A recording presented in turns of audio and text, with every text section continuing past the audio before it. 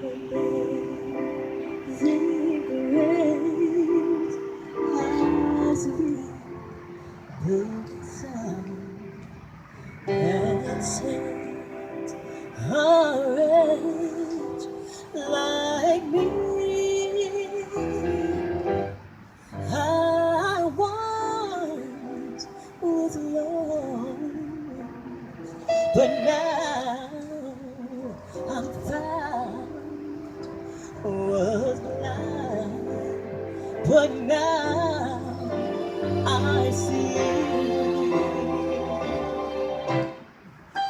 'Twas grace that taught my heart to feel.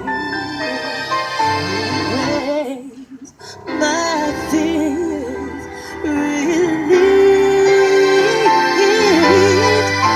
How precious did that grace appear. Then when we first believed, through many dangers, toils and snares, we have already come.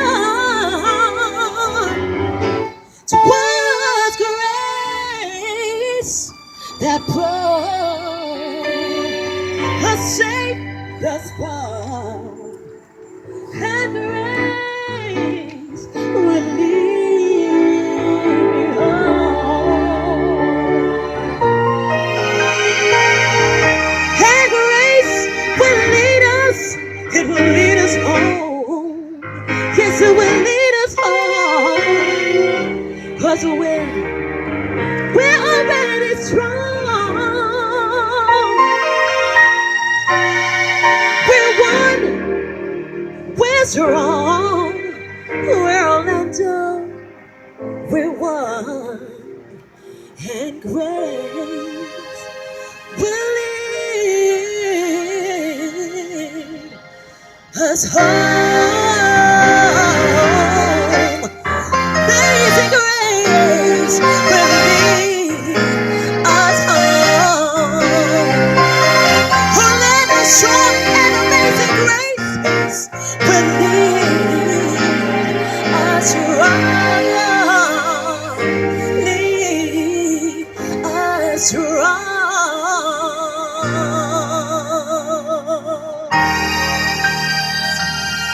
We are one Orlando. Orlando strong, united. This is Carol Stein. I'm Carlene Mitchell. God bless each and every one of you. And let's keep the love going. Amen.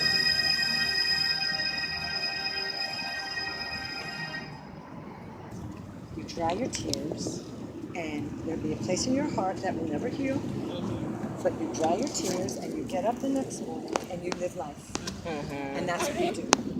And that's kind of what sort of happened on the 7th day, because it was my birthday that Saturday night. Really? Oh my God. We were here, we saw Chris Gordon and Joshua Bell. It was one of the most amazing concerts I've ever seen. And this is a big birthday for Miss Carol. It's another decade.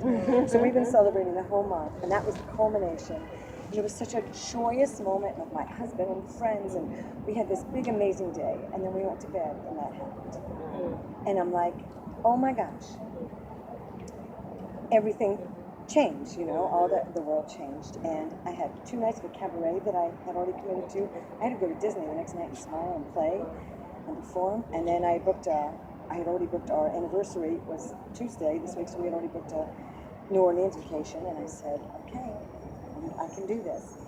When I was doing the cabaret, it's very hard to smile and play. And, you know, everybody came up to me and said, thank you for taking us away from our sadness and grief, at least for an hour and a half, you know, and so I'm glad I did do it. And then after a week, I got up the next morning and I said, we can do this. And so that's why there's a time for healing, but it's so immense. The first people who called me that night were my friends from Israel, because they go through it all the time. It's a daily occurrence there. And they say, it's painful, you're going to cry, you're just not going to understand, you're going to be totally, what? I was numb. Exactly. And they said, and then you're going to wake up and you're going to say, okay, the sky's going to be blue, the sun's going to rise.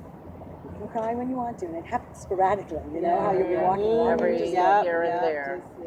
And whether you're happen to be gay, or whether you happen to be an American, or whether you happen to be grieving for past of whatever your history is, my Judaism, your history of slavery in America, whatever it is, it all comes out because it's all a sense of inhumanity by humans. And you'll just be walking. Now, I just went to New Orleans where we went to plantations, and I'm like, come on, people, have we never learned anything? I've been to Dachau at the Holocaust Center. Do we never learn? And that's what I'm saying, that for this not to fade, but to continue, because you know, it's happened where people have gone back to and forget.